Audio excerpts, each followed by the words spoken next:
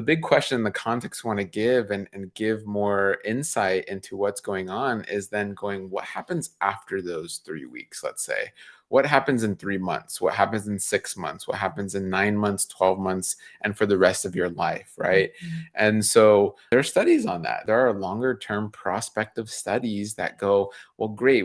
It's looking like around 80% of those, it could be IBD or IBS, when they go on an elemental diet, they feel better. They report their symptoms improving to, significant symptom improvement to having no symptoms.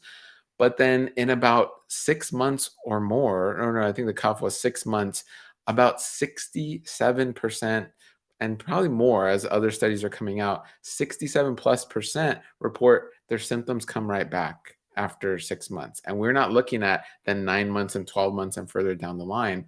So, and also have to think of the elemental diet was this magic pill or silver bullet.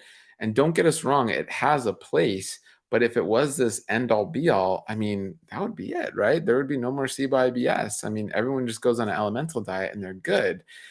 It's more of what is my plan after the elemental diet, right? I'm using this elemental diet. First and foremost, why am I using the elemental diet?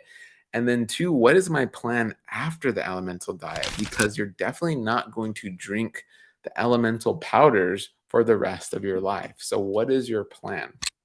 These are the big questions that we just want to bring awareness on. This is, maybe you've heard of the elemental diet, maybe you haven't, but it's all geared towards, I want to alleviate my symptoms. I don't want to have my symptoms anymore. So if you're feeling like, man, I'm bloated all the time and it hurts, or I have foul smelling gas all the time and it's embarrassing and it's hurting my dating life and my relationships, or having diarrhea, again, let's bring this into context because these are our patients.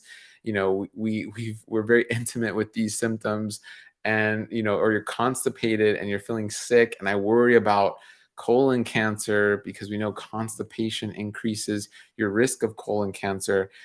That's the goal, right? You don't want these symptoms anymore. But we also want to bring awareness and educate on the fact of, you don't just want these symptoms gone for 3 weeks or a couple of months. You want them gone for the rest of your life, right? So that's really what we're trying to get at. So hopefully you resonate with that and understand where we're coming from.